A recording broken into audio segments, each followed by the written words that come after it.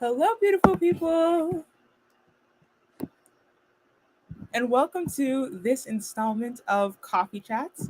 Holy smokes, we're just so excited to be here. I mean, we did have a coffee chat earlier this September on the 1st of September, really kicking things off after our brief hiatus for the summer. Um, First and foremost, I want to say I'm so excited to be joined by Riley Vore today. Hi, Hi Riley. everyone. You have seen her join us as a guest before, so it's awesome that she's also joining as a co-host. The incredible and iconic Mackenzie Finkley. She is off gallivanting the world, so we'll be excited to have her back. But Riley's also awesome, and so anything that you like to say to our audience as a host? Yeah, Riley? this is weird. I haven't been on the hosting side before. This is so fun. I'm excited to talk to our lovely guest who I'm partial to as a pal. So, without further ado, allow us to bring on our guest for today. Dramatic drum roll, please. Da-da-da-da. It's Emily Vanderbent, a face that we're probably Hello. very familiar with on this channel, but it's always such a privilege to have her on, as a guest on Coffee Chats. It's a So, pleasure to Emily, be here. would you like to introduce yourself to the people who don't know you yet, Emily? Sure. So I am Emily Vanderbent, and I am the author of a young adult historical fantasy series called the Crimson Time series. We love product So placement. well done. Yeah, that's intentional. Excellent. That was so excellent. Well, something that I've always admired just about you and your branding is that not only is it just fire, for those of you who haven't read the book yet, you might not know what I'm referring to, but Adoleo forever and always. Okay? Forever. Oh, And I encourage yes. you guys to read the book just so you know what I'm talking about, because this is a ship, like a romantic shipment that I will make with every fiber of my being. But I digress. Something that I really admire about you, Emily, is that not only is your branding and your the world building that you do just so iconic and incredible, but you also have found all these incredible avenues to share your book with the world, including book boxes, which I honestly didn't really know that much about until I saw you place your books inside of book boxes. I'm like, oh my gosh, it's so cool. That's a thing people do. So I Yeah. really wanted to bring you and you on for coffee chats, like give us an insight into that world. And so to sort of kick things off with our first question today, what first inspired you to research book boxes at all? Yeah. So I sort of fell in love with book boxes as a reader first. Um, I don't subscribe to any, but I do like to sort of keep my eye out for if there's any like special editions or anything like that of like books that I really enjoy. Um, that's actually like sometimes my like little reward that I'll give myself when I like hit certain milestones in my work in progress will be like a special edition or a book box. Um, but I just think they're sort of fun and unique ways as an author to sort of engage with your readers. Um, Today, especially, like you can't scroll through like Bookstagram or Book Talk without passing like an unboxing reel for a book box or like a picture of a special edition that was like just featured in a book box. Um, so it's sort of like just become a part of the publishing process. And readers have sort of just come to expect that good books go into book boxes.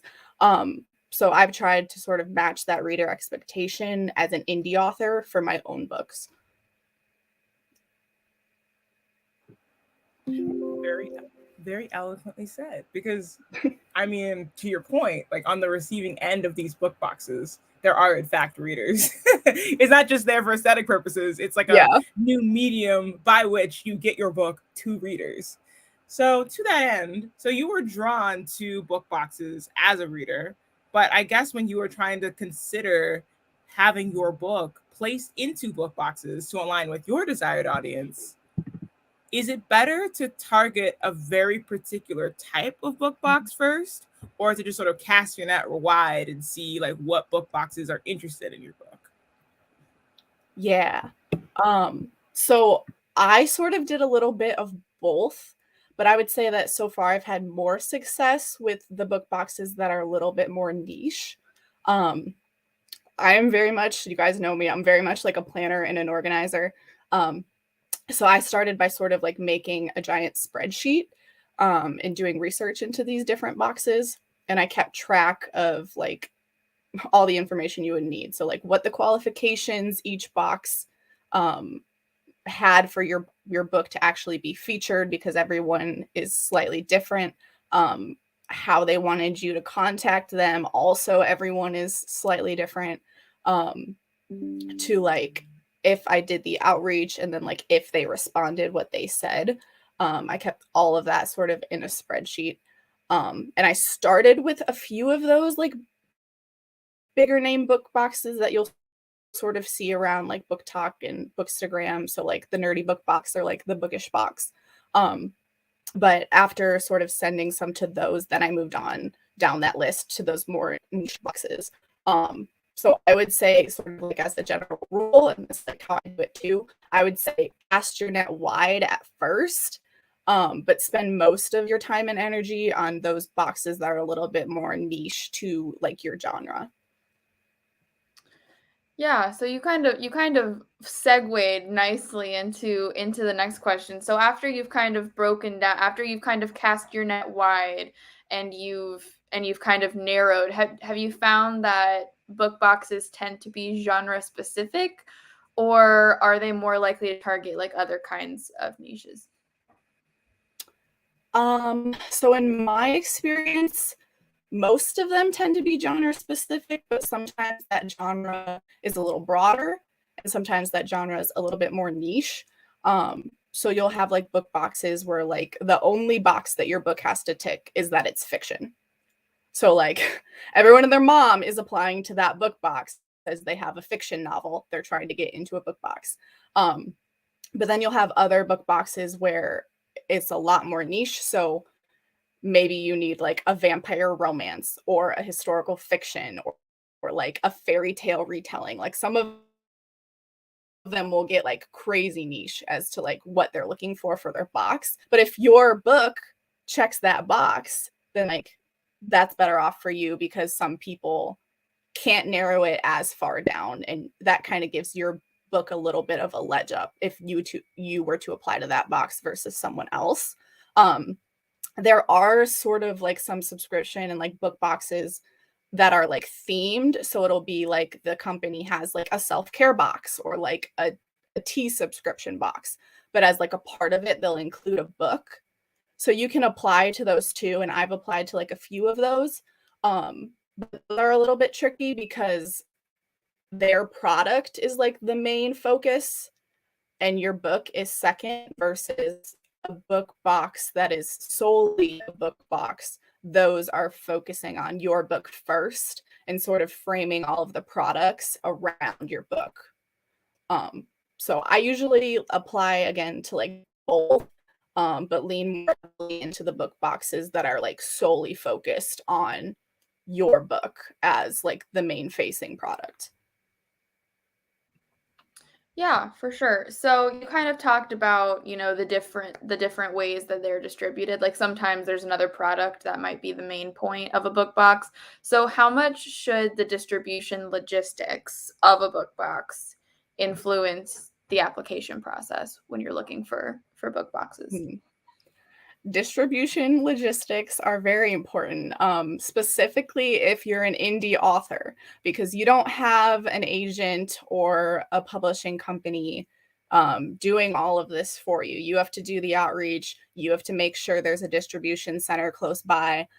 Lots of different boxes you sort of have to like tick with that and do yourself versus being able to have someone else do it for you as an indie author. I am located in the US, so most of the book boxes that I apply for, I try to keep stateside. It just makes things a lot easier. I can order straight from Amazon or Ingram, depending on if they're wanting a paperback or a hardcover.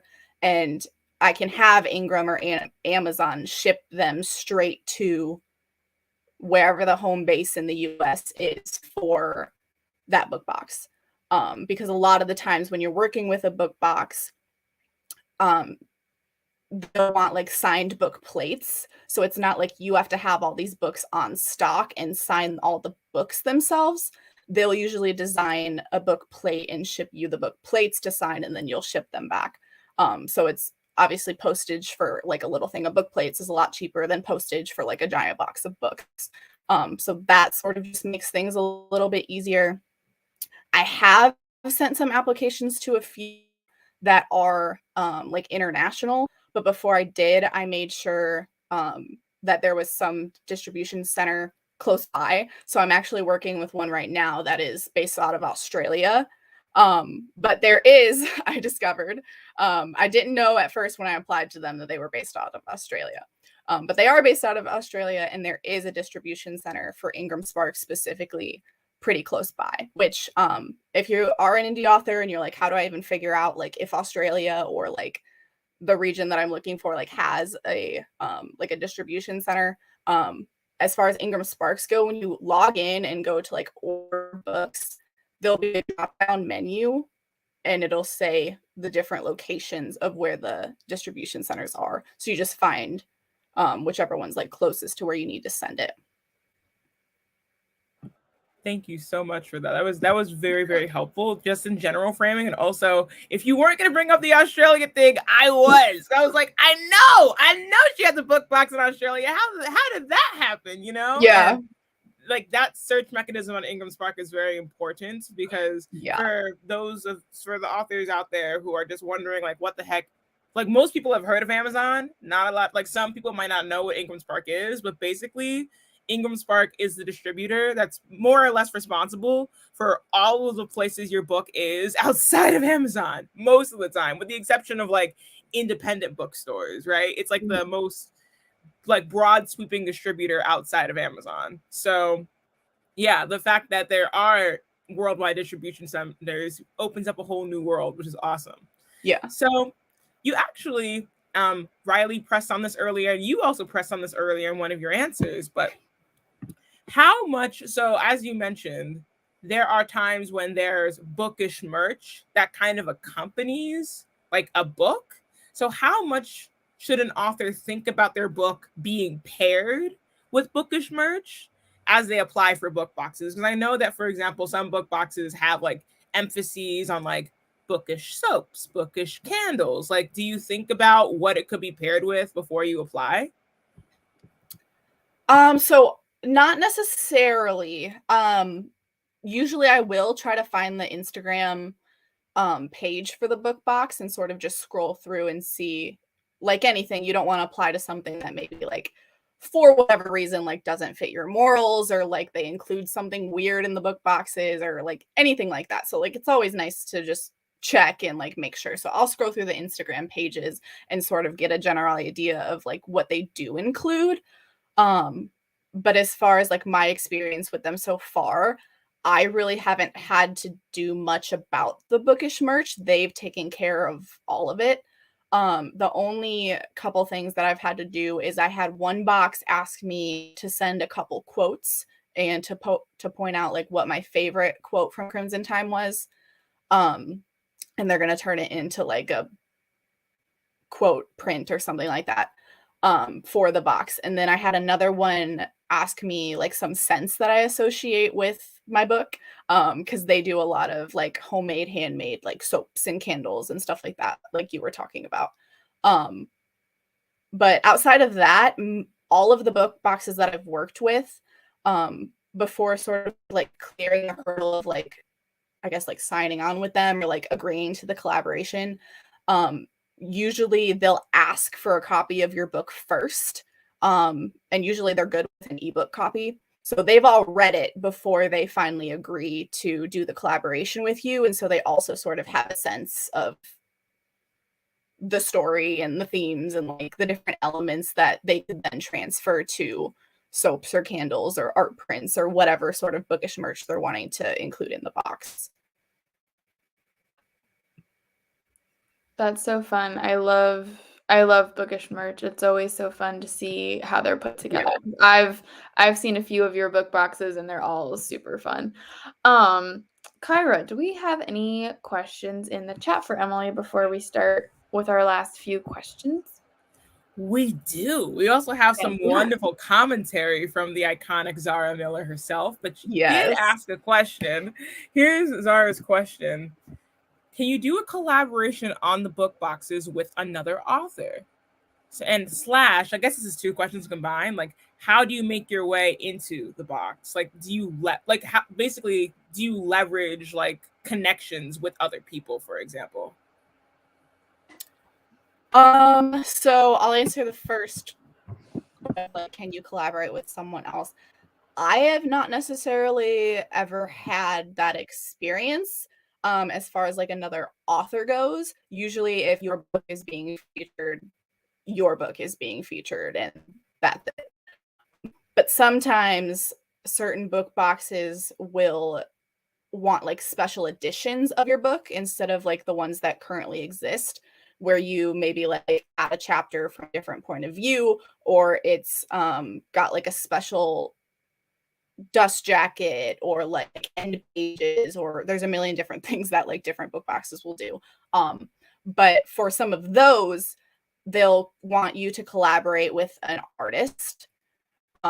So sometimes it's like you have to find your artist and kind of go through all of those steps of getting the product design yourself, or they pair you with someone that they like regularly work with. Kind of like anything you apply to, there's a lot of different like nuances as to what it'll actually like look like between each individual book box. But usually the collaboration is between like you and the book box owner alone. As far as like, have you ever like leveraged other people, or like those sort of collaborations to like get into a book box? I have name dropped a couple times. Different authors that I'm connected with, like pretty well, not like just random people that I'm connected with on social media, but like authors that I'll talk to, other indie authors that I'll talk to pretty regularly. Sometimes I'll name drop them if I see that they've been into a book box. I'll be like, oh, like I am a friend or like a follower of so and so author. I just saw they were in this book box. My book fits a similar theme, or I'm also an indie author, or whatever like the niche is of that book box. I'll try to tie it back to that author and like why I'm reaching out. But yeah, I mean, if don't obviously like overuse your connections or anything like that, or use them wrong, but I don't think it's necessarily wrong to be like, hey, like I saw so and so was just featured in a box, and sort of use that as your leverage in of like, again, like I said, like my book fits a similar theme, or I deal with similar topic, or different things like that that sort of match you to whatever that book box theme is. Well, it's funny that you say that because that also shows that you're paying close attention to what that book box is doing. So it's like, hi, Yeah. I'm not just scoping out an opportunity here. I'm a consumer. I watch the Yeah. industry. I know my stuff. Okay, Emily, I see you. Like with normal like connections on social media too, like you know how you never want to like follow someone and then immediately jump into their DMs because that just like turns them off. You have no base of a relationship with them. I try to do a similar thing with book boxes where like you follow them, you engage with them, you're in the comments, you're liking their posts. So like they can sort of put like a face to a name before you send that message. Whether it's a DM or an email, some will have like a contact form. Again, it's a little bit different, which is why like it's so important to stay organized. But yeah, never make that outreach, or try not to make that outreach off of like a cold outreach itself. Try to have some semblance where maybe they could have like seen your name or your face a few times. Yeah, for sure. And we have another question from the wonderful Zara Miller in the chat, which you kind of segued into fantastically again. But what is the most effective social media platform to promote the book box on? Is TikTok better than Instagram, or do you do a lot of the promotion for the book box yourself? Promotion wise, I do most of it on Instagram. I'm still delving into the world of TikTok. But I would think both would be probably equally as effective depending on how you're going about it. Obviously, we all know that like reels, regardless of if they're on Instagram or TikTok, are what's trending now.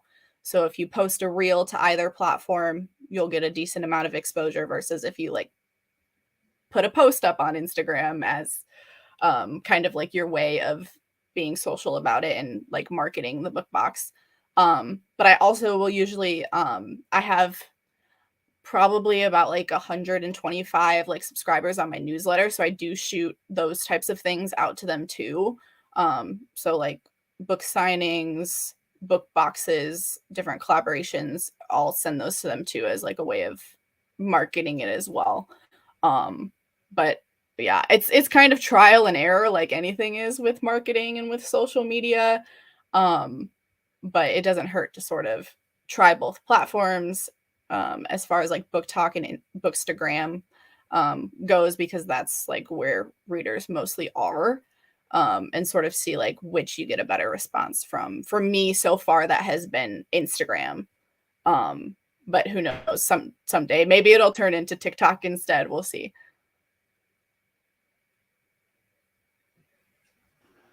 So, I don't see any other questions in the chat, but our last official question is dun, dun, dun, dun. What has been your favorite part of having your book in a book box? That's a good question. I've really loved just seeing readers like get excited about the collaborations. And I've really enjoyed working with a lot of the like book box owners that I've worked with. So far they've all been like female owned small businesses, and like that is their business. And as a female small business owner, because as an author you are an entrepreneur and a business owner, I really enjoy like being able to have those sorts of collaborations where like I can support another female small business and we're sort of like succeeding together, versus like succeeding on our own. That's so wholesome. I mean, that is very much in line with your brand. Very much so. Very much in line with your brand. Do you have any final words of wisdom for people who want to be in a book box, are pursuing the book box world? Any final words of wisdom?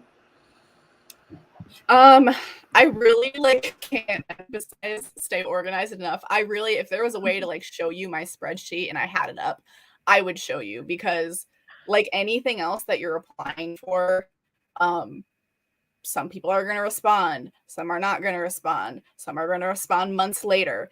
And you have to be able to sort of keep track of who you've reached out to, what they've said, if you need to send a follow-up, what you reached out to them on, because sometimes they want you through a DM, they want you through an email, they have a form that you filled out.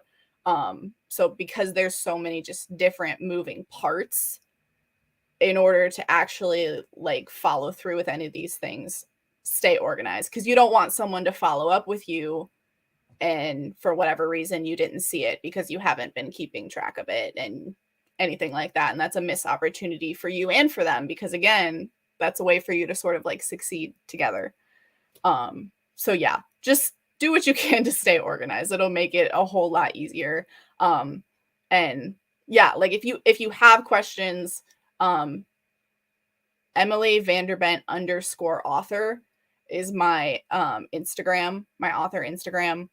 That's one of the best ways to sort of reach me. So feel free to send me a DM, tell me you watched this, and I'll do my best to sort of answer your questions. But yeah, stay organized, keep track of things.